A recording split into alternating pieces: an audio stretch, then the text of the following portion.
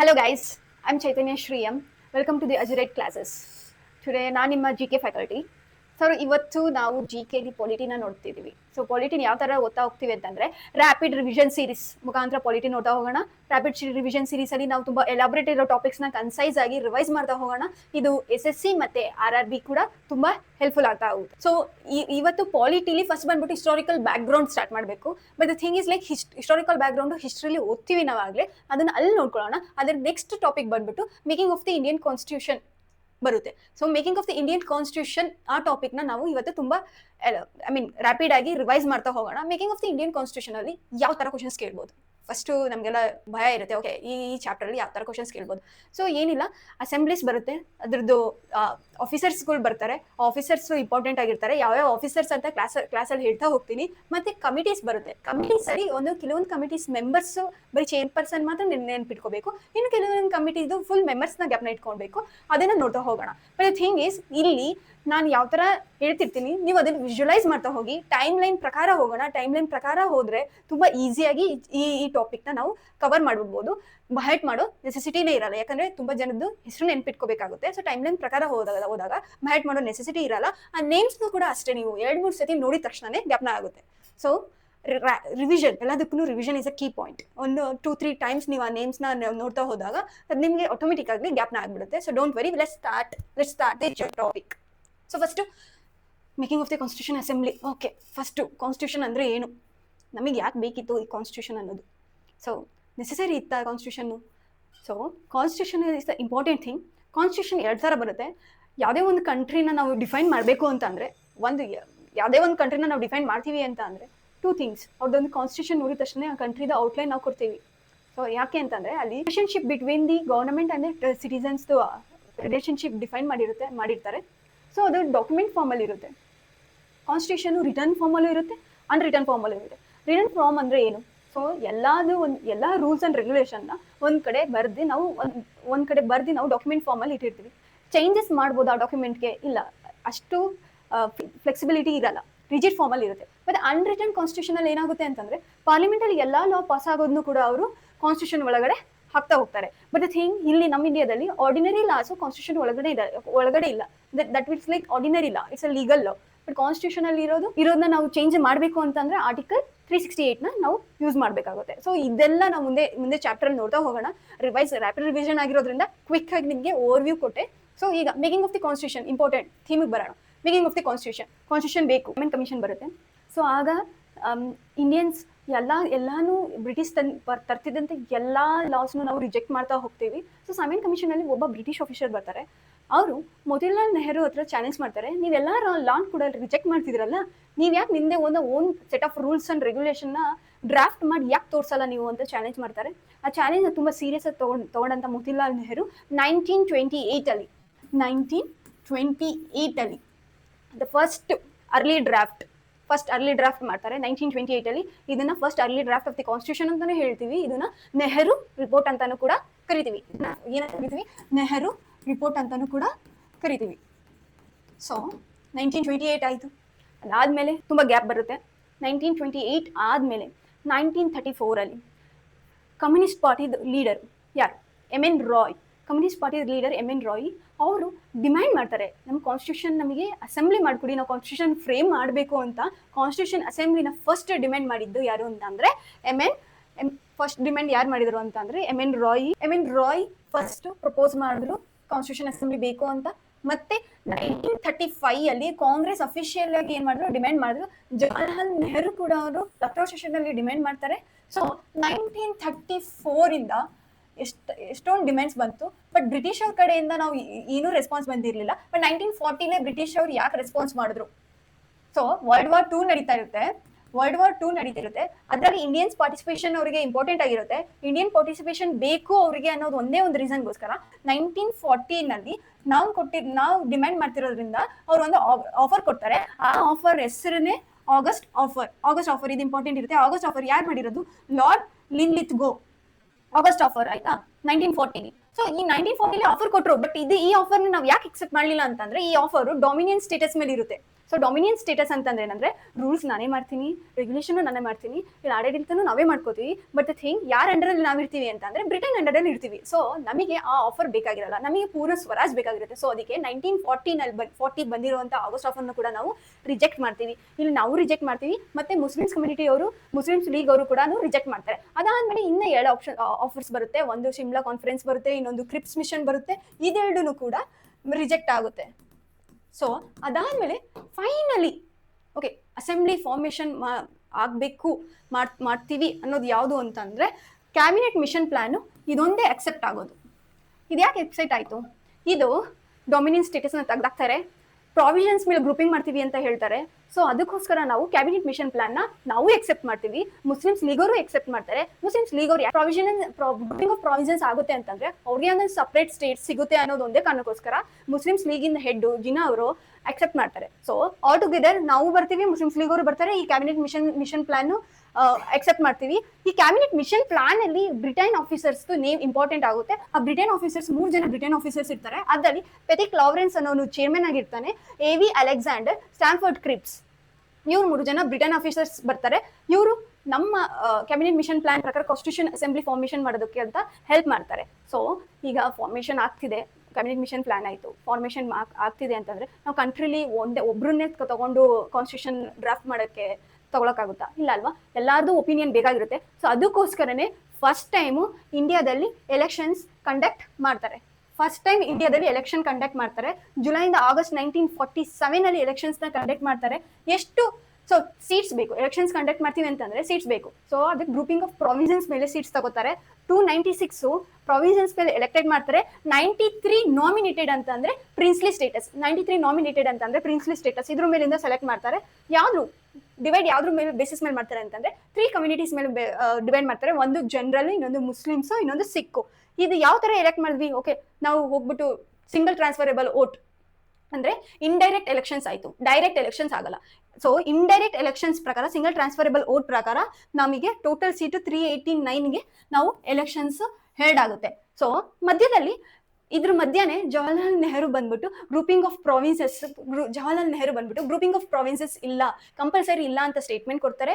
ಅದೇ ರೀಸನ್ ಇಟ್ಕೊಂಡು ಜಿನ್ನಾ ಅವರು ಬಂದು ವೈಲೆನ್ಸ್ ಕ್ರಿಯೇಟ್ ಮಾಡಿ ಅವರು ಪಾರ್ಟಿಷನ್ಸ್ ಆಗ್ತಾರೆ. ಸೊ ಮುಸ್ಲಿಮ್ಸ್ ಕಮ್ಯುನಿಟಿ ಅವರು ಈ ಎಲೆಕ್ಷನ್ಸ್ ಇಂದ ಬಯೋಕಾಟ್ ಆದ್ಮೇಲೆ, ಸೊ ಕಾಂಗ್ರೆಸ್ ಬಯೋಕಾಟ್ ಆದ್ಮೇಲೆ ಟೋಟಲ್ ಸೀಟ್ ಎಷ್ಟಾಗುತ್ತೆ ಅಂದ್ರೆ 299 ಸೀಟ್ಸ್ ಆಗುತ್ತೆ. ಸೊ ನಮಗೆ 389 ಸೀಟ್ಸ್ ಅಲ್ಲಿ ಆಫ್ಟರ್ ಮುಸ್ಲಿಮ್ಸ್ ಲೀಗ್ ಬಯೋಕಾಟ್ ಆದ್ಮೇಲೆ 299 ಸೀಟ್ಸ್ ಆಗುತ್ತೆ. ಸೊ ರಿಸಲ್ಟ್ಸ್ ಒಂದ್ಸತಿ ನೋಡ್ಕೊಂಡಿರ್ಲಿ, ಒಂದ್ಸತಿ ನಾಟ್ ಸೋ ಇಂಪಾರ್ಟೆಂಟ್, ಬಟ್ ಒಂದ್ಸತಿ ಗ್ಲಾನ್ಸ್ ಮಾಡ್ಕೊಂಡಿರಿ. ರಿಸಲ್ಟ್ಸ್ ಕಾಂಗ್ರೆಸ್ ಅಲ್ಲಿ 208 seats, Muslims league 73 seats, independent 15 seats ಇಷ್ಟು ಬರುತ್ತೆ. ಸೊ ಎಲೆಕ್ಷನ್ಸ್ ಆಯ್ತು, ರಿಸಲ್ಟ್ಸ್ ಬಂತು. ಓಕೆ, ಪಾರ್ಟಿಷನ್ ಕೂಡ ಆಯ್ತು. ಈಗ ನೆಕ್ಸ್ಟ್ ಏನು? Next draft ಮಾಡಬೇಕಲ್ವಾ?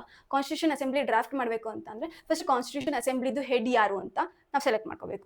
Starting first constitution ಅಸೆಂಬ್ಲಿದು head ಮತ್ತೆ ಯಾವಾಗ ಸ್ಟಾರ್ಟ್ ಆಯಿತು? ಕಾನ್ಸ್ಟಿಟ್ಯೂಷನ್ ಅಸೆಂಬ್ಲಿ ಫಸ್ಟ್ ಮೀಟಿಂಗ್ ಆಗುತ್ತೆ. ಸೊ ಇವನ್ನೆಲ್ಲ ಡಿಸ್ಕಸ್ ಮಾಡಬೇಕು ಅಂದರೆ ಫಸ್ಟ್ ಮೀಟಿಂಗ್ ಆಗುತ್ತೆ. ಇದು ಇಂಪಾರ್ಟೆಂಟ್ ಇರುತ್ತೆ. ಫಸ್ಟ್ ಮೀಟಿಂಗ್ ಯಾವಾಗ ಆಗುತ್ತೆ ಅಂತ ಕೇಳೋ ಚಾನ್ಸಸ್ ಇರುತ್ತೆ. ಫಸ್ಟ್ ಮೀಟಿಂಗು 9th ಡಿಸೆಂಬರ್ 1946 ಆಗುತ್ತೆ ಫಸ್ಟ್ ಮೀಟಿಂಗು. ಇದರಲ್ಲಿ ಆಫೀಸರ್ ಬಂದ್ಬಿಟ್ಟು ಟೆಂಪರವರಿ ಪ್ರೆಸಿಡೆಂಟ್ ಆಗಿ ಯಾರು ಇರ್ತಾರೆ ಅಂತಂದ್ರೆ ಸಚ್ಚಿದಾನಂದ ಸಿನ್ಹಾ ಅವರು ಟೆಂಪರವರಿ ಪ್ರೆಸಿಡೆಂಟ್ ಆಗಿ ಇರ್ತಾರೆ. ಸಚ್ಚಿದಾನಂದ ಸಿನ್ಹಾ ಅವರು ಫಸ್ಟ್ ಮೀಟಿಂಗ್ ಅಲ್ಲಿ 211 ಮೆಂಬರ್ಸ್ ಪ್ರೆಸೆಂಟ್ ಇರ್ತಾರೆ. ಫಸ್ಟ್ ಟೆಂಪರರಿ ಪ್ರೆಸಿಡೆಂಟ್ ಸಚ್ಚಿದಾನಂದ ಸಿನ್ಹಾ ಅವರು ಆಗಿರ್ತಾರೆ. ಇದು ಇಂಪಾರ್ಟೆಂಟ್ ಇರುತ್ತೆ. ಸೊ ಫಸ್ಟ್ ಟೆಂಪರವರಿ ಆಗಿರ್ತಾರೆ. ಅದಾದ್ಮೇಲೆ ಸೆಕೆಂಡ್ ಮೀಟಿಂಗ್ ಯಾವಾಗ ಆಗುತ್ತೆ ಅಂತಂದ್ರೆ 11th ಡಿಸೆಂಬರ್ಗೆ ಸೆಕೆಂಡ್ ಮೀಟಿಂಗ್ ಆಗುತ್ತೆ 1946 ಅಲ್ಲಿ. ಸೊ ಆಗ 11th ಡಿಸೆಂಬರ್ 1946 ಅಲ್ಲಿ ಸೆಕೆಂಡ್ ಮೀಟಿಂಗ್ ಆಗುತ್ತೆ. ಈ ಸೆಕೆಂಡ್ ಮೀಟಿಂಗ್ ಅಲ್ಲಿ ಪ್ರೆಸಿಡೆಂಟ್ ಆಗಿ ಯಾರು ಎಲೆಕ್ಟ್ ಆಗ್ತಾರೆ ಅಂತಂದ್ರೆ ರಾಜೇಂದ್ರ ಪ್ರಸಾದ್ ಅವರು ಪ್ರೆಸಿಡೆಂಟ್ ಆಗಿ ಎಲೆಕ್ಟ್ ಆಗ್ತಾರೆ. ಫಸ್ಟ್ ಟೆಂಪರರಿ ಪ್ರೆಸಿಡೆಂಟ್ ಯಾರು? ಸಚ್ಚಿದಾನಂದ ಸಿನ್ಹಾ. ಸೆಕೆಂಡ್ ಮೀಟಿಂಗ್ ಆದಾದ್ಮೇಲೆ ಪ್ರೆಸಿಡೆಂಟ್ ಆಗಿ ಯಾರು ಎಲೆಕ್ಟ್ ಆಗ್ತಾರೆ ಅಂತಂದ್ರೆ ರಾಜೇಂದ್ರ ಪ್ರಸಾದ್. ಸೆಕೆಂಡ್ ಮೀಟಿಂಗ್ ಅಲ್ಲಿ ರಾಜೇಂದ್ರ ಪ್ರಸಾದ್ ಪ್ರೆಸಿಡೆಂಟ್ ಆಗಿ ಎಲೆಕ್ಟ್ ಆಗ್ತಾರೆ. ಸೊ ಎಲೆಕ್ಟ್ ಎಲ್ಲ ಆಯ್ತು. ಸೊ ನಾವು ಒಂದು ಪ್ರೆಸಿಡೆಂಟ್ನ ಎಲೆಕ್ಟ್ ಮಾಡಿದ್ವಿ.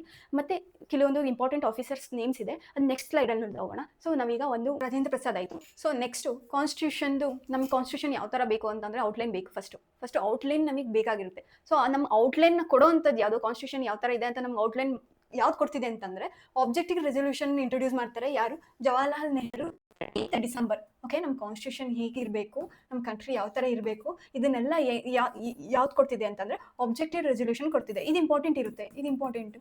13 ಡಿಸೆಂಬರ್ ಸೆಕೆಂಡ್ ಮೀಟಿಂಗ್ ಆದಾದ್ಮೇಲೆ ನೆಕ್ಸ್ಟ್ ಬಂದ್ಬಿಟ್ಟು 13 ಡಿಸೆಂಬರ್ 1946 ಅಲ್ಲೇ ಆಬ್ಜೆಕ್ಟಿವ್ ರೆಸೊಲ್ಯೂಷನ್ ಇಂಟ್ರೊಡ್ಯೂಸ್ ಮಾಡ್ತೀವಿ. ಇಂಟ್ರೊಡ್ಯೂಸ್ ಯಾರು ಮಾಡಿದ್ದು? ಜವಾಹರ್ಲಾಲ್ ನೆಹರು ಅವರು ಮಾಡಿದ್ದು. ಜವಾಹರ್ಲಾಲ್ ನೆಹರು ಕೂಡ ಇಂಪಾರ್ಟೆಂಟ್ ಆಗುತ್ತೆ. ಸೊ ಆಬ್ಜೆಕ್ಟಿವ್ ರೆಸೊಲ್ಯೂಷನ್ ಇಂಟ್ರೊಡ್ಯೂಸ್ ಮಾಡಿದ್ವಿ ನಾವು. ಆಬ್ಜೆಕ್ಟಿವ್ ರೆಸೊಲ್ಯೂಷನ್ ಇಂಟ್ರೊಡ್ಯೂಸ್ ಮಾಡಿದ್ವಿ, ಬಟ್ ಅಡಾಪ್ಟ್ ಯಾವಾಗ ಮಾಡ್ಕೊಂಡ್ವಿ? ಇಂಟ್ರೊಡ್ಯೂಸ್ ಏನೋ ಆಯಿತು, ಅದನ್ನು ನಾವು ಅಡಾಪ್ಟ್ ಯಾವಾಗ ಮಾಡ್ಕೊಂಡ್ವಿ ಅಂತಂದರೆ 22 ಜಾನ್ವರಿ 1947 ಅಲ್ಲಿ ನಾವು ಆಬ್ಜೆಕ್ಟಿವ್ ರೆಸೊಲ್ಯೂಷನ್ ಅಡಾಪ್ಟ್ ಮಾಡ್ಕೊಂಡ್ವಿ ಅನಾನಮಸ್ಲಿ. ಲೈಕ್ 22 ಜಾನ್ವರಿ 1947 ಅಲ್ಲಿ ನಾವು ಆಬ್ಜೆಕ್ಟಿವ್ ರೆಸೊಲ್ಯೂಷನ್ನ ಅಡಾಪ್ಟ್ ಮಾಡ್ಕೊಂಡ್ವಿ. ಸೊ ಈಗ ಕಾನ್ಸ್ಟಿಟ್ಯೂಷನ್ ಯಾವ ಥರ ಫ್ರೇಮ್ ಆಗಬೇಕು ಅಂತ ಒಂದು ಔಟ್ಲೈನ್ ಆಯಿತು. ಅದಕ್ಕೋಸ್ಕರ ನಾವು ಆಬ್ಜೆಕ್ಟಿವ್ ರೆಸೊಲ್ಯೂಷನ್ ಇಂಟ್ರೊಡ್ಯೂಸ್ ಮಾಡ್ಕೊಂಡ್ವಿ, ಅದನ್ನು ಅಡಾಪ್ಟ್ ಕೂಡ ಮಾಡ್ಕೊಂಡ್ವಿ. ಈಗ ನಾವು ಕಾನ್ಸ್ಟಿಟ್ಯೂಷನ್ ಫಾರ್ಮ್ ಮಾಡಬೇಕು ಅಂತಂದರೆ ಡಿಫ್ರೆಂಟ್ ಕಮಿಟೀಸ್ ಫಾರ್ಮ್ ಮಾಡಬೇಕಲ್ವಾ. ಲೈಕ್ ನಾವು ಕಾನ್ಸ್ಟಿಟ್ಯೂಷನ್ ಬರೀಬೇಕು ಅಂತಂದರೆ ಮೇಜರ್ ಕಮಿಟಿಲಿ ಫಸ್ಟ್ ಸ್ಟಾರ್ಟಿಂಗ್ ಒಂದು ನೋಡ್ಕೊಳ್ಳೋಣ, ಇಲ್ಲ ಒಂದೊಂದು ಸ್ವಲ್ಪ ಟ್ರಿಕ್ಸ್ ಯೂಸ್ ಮಾಡ್ಕೊಂಡು ಓದ್ಕೊಂಡು ಹೋಗೋಣ. ಜವಾಹರ್ಲಾಲ್ ನೆಹರು ಅಂತಂದರೆ ಸೆಂಟರ್ ಅಂತ ಗ್ಯಾಪ್ನ ಇಟ್ಕೋಬೇಕು. ಸೊ ಸೆಂಟರ್ ಅಂತ ಅಂದಿದ ತಕ್ಷಣ ಯೂನಿಯನ್ ಅಂತ ಬರುತ್ತೆ. So union power, union constitution ಮತ್ತು ಸೆಂಟರಿಂದ ಸ್ಟೇಟ್, ಈ ಥರ ಗ್ಯಾಪ್ನ ಇಟ್ಕೊಳ್ಳಿ. ಸ್ಟೇಟ್ಸು ಮತ್ತು ಸ್ಪೆಷಲ್ ಪ್ರಿಫರೆನ್ಸ್ ಕೊಡ್ತಾರೆ ನಮಗೂ. ಲೈಕ್ ಸ್ಪೆಷಲ್ ಕಮಿಟಿ ಮತ್ತು ಡ್ರಾಫ್ಟ್ ಯಾವ ಥರ ಮಾಡ್ತಾ ಇದ್ದಾರೆ ಅಂತ ನೋಡ್ಕೊಳ್ಳೋವಂಥದ್ದೆಲ್ಲ ಜವಾಬ್ದಾರಿ ಯಾರು ತೊಗೊಂಡಿರ್ತಾರೆ? ಜವಾಹರ್ಲಾಲ್ ನೆಹರು ಅವರು ತೊಗೊಂಡಿರ್ತಾರೆ. ಸೊ ಈ ಥರ ನೋಡ್ತಾ ಹೋದ್ರೆ ಜಾಸ್ತಿ ಬೇಗ ನಮಗೆ ಜ್ಞಾಪನ ಇರುತ್ತೆ. ಸೊ ನೆಕ್ಸ್ಟ್ ಬಂದ್ಬಿಟ್ಟು ಯಾರು? ನೆಕ್ಸ್ಟ್ ರಾಜೇಂದ್ರ ಪ್ರಸಾದ್. ನಾವು ಆವಾಗಲೇ ನೋಡಿದ್ವಿ, ರಾಜೇಂದ್ರ ಪ್ರಸಾದ್ ಪ್ರೆಸಿಡೆಂಟ್ ಅಂದರೆ ಹೆಡ್. ಸೊ ನಮ್ಮನ್ನೆಲ್ಲ ನಮ್ಮ ಕಾನ್ಸ್ಟಿಟ್ಯೂಷನ್ನ ಅವರೇ ಕರ್ಕೊಂಡು ಹೋಗ್ತಾ ಇರೋದು ಅವರೇ. ಸೊ ಥಿಂಕ್ ಲೈಕ್ ನಾವು ಕಾರಲ್ಲಿದ್ದೀವಿ, ಕಾರಿಂದ ಸ್ಟೇರಿಂಗ್ ಯಾರು ಇಟ್ಕೊಂಡಿದ್ದಾರೆ? ರಾಜೇಂದ್ರ ಪ್ರಸಾದ್. ಸ್ಟೇರಿಂಗ್ ಇಟ್ಕೊಂಡಾದ್ಮೇಲೆ ಕಾರಿದ್ದು ಓಕೆ ಆಕ್ಸಿಲರೇಟರ್, ಕ್ಲಚ್ಚು, ಈ ಥರ ಪ್ರೊಸೀಜರ್ ಯಾರು ನೋಡ್ಕೋತಾರೆ? ರಾಜೇಂದ್ರ ಪ್ರಸಾದ್. ಪ್ರೊಸೀಜರ್ ಅಷ್ಟೇ ಅಲ್ಲ, ಆ ಕಾರ್ನ ಮೇಂಟೈನ್ ಮಾಡೋದು ಯಾರು? ಫೈನಾನ್ಸ್ ಮತ್ತು ಸ್ಟಾಫ್, ರಾಜೇಂದ್ರ ಪ್ರಸಾದ್. ಅದಷ್ಟೇ ಅಲ್ಲ, ನಾವು ಕಾರಿಗೆ ಡಿಸೈನ್ ಮಾಡಬೇಕು ಅಂದರೆ, ಇಲ್ಲಿ ಡಿಸೈನ್ ಅಂತ ಅಂದರೆ ನಮ್ಮದು ನ್ಯಾಷನಲ್ ಫ್ಲಾಗ್ ಟೆಂಪ್ರವರಿಯಾಗಿ ಅದನ್ನು ಕೂಡ ಯಾರು ನೋಡ್ಕೋತಾ ಇದ್ದಾರೆ? ರಾಜೇಂದ್ರ ಪ್ರಸಾದ್. ಓಕೆನಾ? ಈ ಥರ ಗ್ಯಾಪ್ನ ಇಟ್ಕೊಂಡ್ರೆ ತುಂಬ ಬೇಗ ಗ್ಯಾಪ್ನ ಆಗುತ್ತೆ ನಮಗೆ. ಸೊ ಇದರಲ್ಲಿ ಇವೆರಡೂ ಮೇಜರ್ ಕಮ್ಯುನಿಟಿ ಆದರೆ ಇದು ಮೈನರ್ ಕಮಿಟಿ ಆಗಿರುತ್ತೆ. ಸೊ ಅದಾದಮೇಲೆ ಸರ್ದಾರ್ ಪಟೇಲ್. ಸೊ ಇವ್ರನ್ನ ನಾವು ಫಾದರ್ ಆಫ್ ಇಂಡಿಯನ್ ಯೂನಿಟಿ ಅಂತಲೂ ಕರಿತೀವಿ. ಅದಾದಮೇಲೆ ಅದಕ್ಕೋಸ್ಕರನೇ 31 ಅಕ್ಟೋಬರ್ನ ನಾವು ನ್ಯಾಷನಲ್ ಯೂನಿಟಿ ಡೇ ಅಂತಲೂ ಕೂಡ ಸೆಲೆಬ್ರೇಟ್ ಮಾಡ್ತೀವಿ. ಸರ್ದಾರ್ ಪಟೇಲ್ ಅವ್ರದ್ದು 2 ಕಮಿಟೀಸ್ ಬರುತ್ತೆ. ಅದ್ರಲ್ಲಿ ಒಂದು ಪ್ರೊವಿಷನಲ್ ಕಾನ್ಸ್ಟಿಟ್ಯೂಷನ್ ಅಂತ ಅಂದರೆ ಪ್ರಿನ್ಸ್ಲಿ ಸ್ಟೇಟಸ್ನ ನಮ್ಮ ಕಂಟ್ರಿ ಜೊತೆ ಜಾಯಿನ್ ಮಾಡುವಂಥ ಕೆಲಸ ಸರ್ದಾರ್ ಪಟೇಲ್ ಅವ್ರು ಮಾಡ್ತಾರೆ. ನೆಕ್ಸ್ಟು ಅಡ್ವೈಸರಿ ಕಮಿಟಿ ಯಾವುದ್ರ ಮೇಲೆ? ಫಂಡಮೆಂಟಲ್ ರೈಟ್ಸ್ ಮೇಲೆ, ಮತ್ತು ಮೈನಾರಿಟೀಸ್ ಮತ್ತು ಟ್ರೈಬಲ್ ಎಕ್ಸ್ಕ್ಲೂಡೆಡ್ ಏರಿಯಾಸ್ದು ಅಡ್ವೈಸರಿ ಕಮಿಟಿಯಾಗಿ ಕೂಡ ಸರ್ದಾರ್ ಪಟೇಲ್ ಅವರು ವರ್ಕ್ ಮಾಡ್ತಾರೆ. ಸೊ ಇದು ಜವಾಹರ್ಲಾಲ್ ನೆಹರು, ರಾಜೇಂದ್ರ ಪ್ರಸಾದ್ ಮತ್ತು ಸರ್ದಾರ್ ಪಟೇಲ್ ಅವ್ರದ್ದು ಕಮಿಟೀಸ್ ಆಯಿತು. ನೆಕ್ಸ್ಟ್ ಅದರಲ್ಲಿ ಡ್ರಾಫ್ಟಿಂಗ್ ಕಮಿಟೀಸ್ ಒಂದು ಇಂಪಾರ್ಟೆಂಟ್ ಆಗುತ್ತೆ. ಡಾಕ್ಟರ್ BR ಅಂಬೇಡ್ಕರ್ ಅವರು ಚೇರ್ಮನ್ ಅಲ್ಲಿ ನಡೆಯುತ್ತಿದ್ದು. ಈ ಡ್ರಾಫ್ಟಿಂಗ್ ಕಮಿಟಿದು ಫುಲ್ ಮೆಂಬರ್ಸ್ ನೇಮ್ ನಮಗೆ ಇಂಪಾರ್ಟೆಂಟು, ಅದು ನೆಕ್ಸ್ಟ್ ಸ್ಲೈಡಲ್ಲಿ ನೋಡೋಣ. ಅದಾದಮೇಲೆ ಫಂಕ್ಷನ್ ಆಫ್ ಕಾನ್ಸ್ಟಿಟ್ಯೂಷನ್ ಅಸೆಂಬ್ಲಿದು ಯಾರು ನೋಡ್ಕೋತಾರೆ ಅಂತಂದರೆ GV ಮಾಲಂಕರ್ ಅವರು ನೋಡ್ಕೋತಾರೆ. So that's a major. This one is ಮೈನರಲ್ಲಿ ಸೊ ಜಾಸ್ತಿ ಏನು ಬೇಡ. ಇದು ಆರ್ಡರ್ ಆಫ್ ಬಿಸ್ನೆಸ್ ಒಂದು ಇಂಪಾರ್ಟೆಂಟ್ ಆಗುತ್ತೆ, ಯಾಕಂದರೆ ಈ KM ಮುನ್ಷಿ ಅವರು ಡ್ರಾಫ್ಟಿಂಗ್ ಕಮಿಟಿ ಇದು ಇಂಪಾರ್ಟೆಂಟ್ ಆಗುತ್ತೆ. ಇನ್ನು ಮಿಕ್ಕಿದೆಲ್ಲಾನು ಒಂದೊಂದ್ಸತಿ ನೋಡ್ತಾ ಹೋಗೋಣ. ಅಡಾಕ್ ಕಮಿಟಿ ಆನ್ ಸಿಟಿಜನ್ಶಿಪ್ ಬಂದ್ಬಿಟ್ಟು S ವರದಾಚಾರಿ. ಕ್ರೆಡಿಬಲ್ ಕಮಿಟಿ ಬಂದ್ಬಿಟ್ಟು ಆಲ್ರೆಡಿ ಕೃಷ್ಣಸ್ವಾಮಿ ಅಯ್ಯರ್. ಫೈನಾನ್ಸ್ ಮತ್ತು ಸ್ಟಾಫ್ ಆಗಲೇ ನೋಡಿದ್ವಿ, doctor Rajendra Prasad. House committee ಬಂದ್ಬಿಟ್ಟು B Pattabhi Sitaramayya. Expert financial provisions ಬಂದ್ಬಿಟ್ಟು Nalini Ranjan Sarkar. Commission on linguistic provisions ಬಂದ್ಬಿಟ್ಟು SK Dhar. So press gallery committee ಬಂದ್ಬಿಟ್ಟು ಇದೇನು ಅಷ್ಟು ಇಂಪಾರ್ಟೆಂಟ್ ಅಲ್ಲ. ಚೀಫ್ ಕಮಿಷನರ್ ಪ್ರೊವಿಷನ್ಸ್ ಬಂದ್ಬಿಟ್ಟು B Pattabhi Sitaramayya. Ad hoc supreme court ಬಂದ್ಬಿಟ್ಟು S ವರದಾಚಾರಿ. ಸ್ಪೆಷಲ್ ಕಮಿಟಿ ನಾವು ಆಗಲೇ ನೋಡಿದ್ವಿ, Jawaharlal Nehru. Ad hoc national flag ಬಂದ್ಬಿಟ್ಟು doctor Rajendra Prasad. So major ಆಯಿತು, ಮೈನರ್ ಆಯಿತು. ಈಗ ನೆಕ್ಸ್ಟ್ ಡ್ರಾಫ್ಟಿಂಗ್ ಕಮಿಟಿ. ಸೊ ಅದರಲ್ಲಿ 7 ಮೆಂಬರ್ಸ್ ಇರ್ತಾರೆ, ಅದು ಇಂಪಾರ್ಟೆಂಟ್ ಆಗಿರುತ್ತೆ. 7 ಮೆಂಬರ್ಸ್ ಅಷ್ಟು ಜನದ್ದು ಹೆಸರು ನೋಡ್ತಾ ಹೋಗೋಣ. ಫಸ್ಟ್ ಕಾನ್ಸ್ಟಿಟ್ಯೂಷನ್ ಡ್ರಾಫ್ಟ್ ಬರೆಯೋದಕ್ಕೆ ಯಾವಾಗ ಸ್ಟಾರ್ಟ್ ಮಾಡಿದ್ರು ಅಂತಂದರೆ 21 ಫೆಬ್ರವರಿ 1948 ಅಲ್ಲಿ ಫಸ್ಟ್ ಕಾನ್ಸ್ಟಿಟ್ಯೂಷನ್ ಡ್ರಾಫ್ಟ್ ಮಾಡೋಕ್ಕೆ ಸ್ಟಾರ್ಟ್ ಮಾಡಿದ್ರು. ಫೈನಲ್ ಯಾವಾಗಾಯಿತು? 4 ನವೆಂಬರ್ 1948 ಅಲ್ಲಿ ಫೈನಲ್ ಆಯಿತು. ಸೊ ಡ್ರಾಫ್ಟಿಂಗ್ ಇದರಲ್ಲಿ ಅಷ್ಟು ಜನದ್ದು ಮೆಂಬರ್ಸ್ ನೇಮು ಇಂಪಾರ್ಟೆಂಟ್ ಆಗಿರುತ್ತೆ, ಒಂದ್ಸತಿ ನೋಡ್ತಾ ಹೋಗೋಣ. ಡಾಕ್ಟರ್ BR ಅಂಬೇಡ್ಕರ್ ಅವರು ಚೇರ್ಮನ್ ಆಗಿರ್ತಾರೆ. Next already Krishnaswami Iyer. ಇದು N ಗೋಪಾಲಸ್ವಾಮಿ ಅಯ್ಯಂಗರ್. ಇದು ಅಯ್ಯರು, ಅವರು ಅಯ್ಯಂಗರ್. ಮೊಹಮ್ಮದ್ ಶಬ್ದುಲ್ಲಾ. ಇದು KM Munshi. B L Mitter ಇರ್ತಾರೆ. ಅದಾದಮೇಲೆ ಅದಾದಮೇಲೆ ಎನ್ ಮಾಧವ ರಾವ್ ಅವರು ರಿಪ್ಲೇಸ್ ಆಗ್ತಾರೆ. ಸೊ ಇಲ್ಲೂ ಕೂಡ ಡಿ ಪಿ ಕೈತನ್ ಅವ್ರು ಇರ್ತಾರೆ. ಅದಾದ್ಮೇಲೆ ರಿಪ್ಲೇಸ್ ಯಾರಿಂದ ಆಗ್ತಾರೆ ಅಂದ್ರೆ ಟಿ ಟಿ ಕೃಷ್ಣಮಾಚಾರಿ ಅವರಿಂದ ರಿಪ್ಲೇಸ್ ಆಗ್ತಾರೆ. ಟೋಟಲ್ ಎಷ್ಟು ಜನ ಇರ್ತಾರೆ? 7 ಮೆಂಬರ್ಸ್ ಇರ್ತಾರೆ ಟೋಟಲ್ ಕಮಿಟಿ. ಸೊ ಆಯ್ತು, ಕಮಿಟೀಸ್ ಆಯ್ತು, ಡ್ರಾಫ್ಟ್ ಮಾಡಿದ್ದು ಆಯ್ತು, ಎಲ್ಲ ಬರ್ದ್ವಿ. ಕಮಿಟೀಸ್ ಆಯಿತು, ಡ್ರಾಫ್ಟ್ ಮಾಡಿದ್ದಾಯಿತು, ಕಾನ್ಸ್ಟಿಟ್ಯೂಷನ್ ಬರ್ದಾದ್ಮೇಲೆ ಓದೋದು ಬೇಕಲ್ವಾ. ಸೊ ರೀಡಿಂಗ್ ಸೆಷನ್ ಸ್ಟಾರ್ಟ್ ಆಗುತ್ತೆ. ಈಗ ಕಾನ್ಸ್ಟಿಟ್ಯೂಷನ್ ರೀಡಿಂಗ್ ಸೆಕ್ಷನ್ ಸ್ಟಾರ್ಟ್ ಆಗುತ್ತೆ. ಫಸ್ಟ್ ರೀಡಿಂಗ್ ಸೆಷನ್ ಯಾವಾಗ ಮಾಡ್ತಾರೆ ಅಂತಂದರೆ 4th ನವೆಂಬರ್ 1948 9th ನವೆಂಬರ್ 1948 ತನಕ ಫಸ್ಟ್ ಆಗುತ್ತೆ. ಸೆಕೆಂಡ್ ರೀಡಿಂಗ್ ಸೆಷನ್ ಯಾವಾಗ ಆಗುತ್ತೆ ಅಂತಂದರೆ 15th ನವೆಂಬರ್ 1948 17th ಅಕ್ಟೋಬರ್ 1948 ತನಕ ಸೆಕೆಂಡ್ ರೀಡಿಂಗ್ ಸೆಷನ್ ಆಗುತ್ತೆ. ಅದಾದಮೇಲೆ ಥರ್ಡ್ ರೀಡಿಂಗ್ ಸೆಷನ್ ಮುಗ್ದಾದ್ಮೇಲೆ ಇದು 26th ನವೆಂಬರ್ 1949 ಕಂಪ್ಲೀಟ್ ಆಗುತ್ತೆ. ನಮ್ಮ ಕಾನ್ಸ್ಟಿಟ್ಯೂಷನ್ ಫುಲ್ ಕಂಪ್ಲೀಟ್ ಯಾವಾಗ ಆಗುತ್ತೆ? 26th ನವೆಂಬರ್ 1949 ಆಗುತ್ತೆ. ಸೊ ಅವಾಗಲೇ ನಾವು ಕಾನ್ಸ್ಟಿಟ್ಯೂಷನ್ನ ಅಡಾಪ್ಟ್ ಮಾಡ್ಕೊಂಡ್ವಿ. ಕಂಪ್ಲೀಟ್ ಯಾವಾಗ ಆಯಿತು? ಅವತ್ತಿನ ದಿವಸನೇ ನಾವು ಕಾನ್ಸ್ಟಿಟ್ಯೂಷನ್ನ ಅಡಾಪ್ಟ್ ಮಾಡ್ಕೊಂಡ್ವಿ. ಸೊ ಅಡಾಪ್ಟ್ ಯಾವತ್ತಾಯಿತು ಅಡಾಪ್ಟ್ ಯಾವಾಗಾಯಿತು? 26th November 1949. ಇದನ್ನ ಗ್ಯಾಪ್ನ ಇಟ್ಕೋಬೇಕು. ಸೊ 26th ನವೆಂಬರ್ 1949 ಅಡಾಪ್ಟ್ ಮಾಡ್ಕೊಂಡ್ವಿ. ಬಟ್ ಎನ್ಫೋರ್ಸ್ ಯಾವಾಗ ಮಾಡಿದ್ವಿ ನೋಡ್ರಪ್ಪ. ಈಗ ನೀವೊಂದು ಹೊಸ ಮನೆ ಕಟ್ಸಿರ್ತೀರ, ಮನೆ ಕಟ್ಸಿ ಮುಗ್ದೋಗ್ಬಿಟ್ಟಿರುತ್ತೆ, ಅವತ್ತೇ ಗುರುಪ್ರವೇಶ ಮಾಡ್ತೀರಾ? ಇಲ್ಲ ಅಲ್ವಾ, ಒಂದು ಸ್ಪೆಷಲ್ ಡೇ ನೋಡ್ಕೊಂಡು ಹೋಗ್ತೀರಾ ಅಲ್ವಾ. ಅದೇ ಥರನೇ 26th ನವೆಂಬರ್ 1949 ಕಾನ್ಸ್ಟಿಟ್ಯೂಷನ್ ಬರ್ದು ಎಲ್ಲ ಮುಗೀತು, ಅಡಾಪ್ಟ್ ಆಯಿತು. ಆದರೆ 26th ಜಾನ್ 1950 ನಾವು ಎನ್ಫೋರ್ಸ್ ಮಾಡಿದ್ವಿ. ಅಂದರೆ 26th ಜಾನ್ 1930 ಲಾಹೋರ್ ಸೆಷನಲ್ಲಿ ನಮಗೆ ಲಾಹೋರ್ ಸೆಷನಲ್ಲಿ ಫಸ್ಟ್ ಟೈಮು ನಮಗೆ ಪೂರ್ಣ ಸ್ವರಾಜ್ ಬೇಕು ಅಂತ ನಾವು ಡಿಮ್ಯಾಂಡ್ ಮಾಡಿದ್ವಿ. ಅದಕ್ಕೋಸ್ಕರನೇ ಆ ಮೆಮೊರಿ ಇರಲಿ ಅಂತ ಅಂದ್ಬಿಟ್ಟು 26th ಜಾನ್ 1950 ಎನ್ಫೋರ್ಸ್ ಮಾಡಿದ್ವಿ ನಾವು ನಮ್ಮ ಕಾನ್ಸ್ಟಿಟ್ಯೂಷನ್ನ. ಸೊ ಇದು ಕಾನ್ಸ್ಟಿಟ್ಯೂಷನ್ ಇಂಪಾರ್ಟೆಂಟ್ ಸೆಷನ್ ಮತ್ತೆ ಡೀಟೇಲ್ಸ್ ಆಗಿರುತ್ತೆ. ಸೊ ನಾನು ಆಗ್ಲೇ ಹೇಳ್ದಂಗೆ ಯಾರ್ಯಾರು ಇದ್ರು. ಸೊ ಟೆಂಪರರಿ ಪ್ರೆಸಿಡೆಂಟ್ ಆಗಿ ಸಚ್ಚಿದಾನಂದ ಸಿಂಗ್ ಇದ್ರು, ಮತ್ತೆ ಪ್ರೆಸಿಡೆಂಟ್ ಆಗಿ ಡಾಕ್ಟರ್ ರಾಜೇಂದ್ರ ಪ್ರಸಾದ್ ಬಂದ್ರು. ಆಮೇಲೆ ಪ್ರೆಸಿಡೆಂಟ್ ಅಷ್ಟೇ ಅಲ್ಲ, ವೈಸ್ ಪ್ರೆಸಿಡೆಂಟ್ ಆಗಿ ಕೂಡ ಇಬ್ರು ಇರ್ತಾರೆ. ಒಂದು ಸಿ ಮುಖರ್ಜಿ ಮತ್ತೆ ವಿ ಟಿ ಕೃಷ್ಣಮಾಚಾರಿ. ಇಂಪಾರ್ಟೆಂಟ್ ಇರ್ತದೆ, ಈ ಸ್ಲೈಡ್ ಫುಲ್ ಇಂಪಾರ್ಟೆಂಟ್ ಇರುತ್ತೆ. ಒಂದ್ಸತಿ ನೀವು ದಿನ ಎದ್ದು ಇದನ್ನ ನೋಡ್ತಾ ಹೋದ್ರೆ 2-3 days ಅಲ್ಲೇ ನಿಮಗೆ ನೇಮ್ ಜೊತೆ ಫೆಮಿಲಿಯರ್ ಆಗ್ತೀರಾ. ಸೊ ಲಾ ಮೇಕರ್, ಇದು ಇವರು ಕಾನ್ಸ್ಟಿಟ್ಯೂಷನಲ್ ಆದ್ರೆ ಲಾ ಮೇಕಿಂಗ್ ಇದರಲ್ಲಿ ಹೆಡ್ ಯಾರಾಗಿರ್ತಾರೆ ಅಂತಂದ್ರೆ ಜಿ.ವಿ. ಮಾಲೋಂಕರ್ ಲಾ ಮೇಕಿಂಗ್ ಆಗಿರ್ತಾರೆ. ಡ್ರಾಫ್ಟ್ಸ್ ಮ್ಯಾನ್ ಅಂಬೇಡ್ಕರ್ ಅವರಾಗಿದ್ರೆ ಚೀಫ್ ಡ್ರಾಫ್ಟ್ಸ್ ಮ್ಯಾನ್ ಆಗಿ ಯಾರಾಗಿರ್ತಾರೆ ಅಂತಂದ್ರೆ ಎಸ್.ಎನ್. ಮುಖರ್ಜಿ ಅವರು ಮ್ಯಾನ್ ಆಗಿ ಆಗಿರ್ತಾರೆ. ಲೀಗಲ್ ಇದಕ್ಕೆಲ್ಲದಕ್ಕೂ ಲೀಗಲ್ ಅಡ್ವೈಸರ್ ಯಾರಾಗಿರ್ತಾರೆ ಅಂದ್ರೆ ಬಿ.ಎನ್.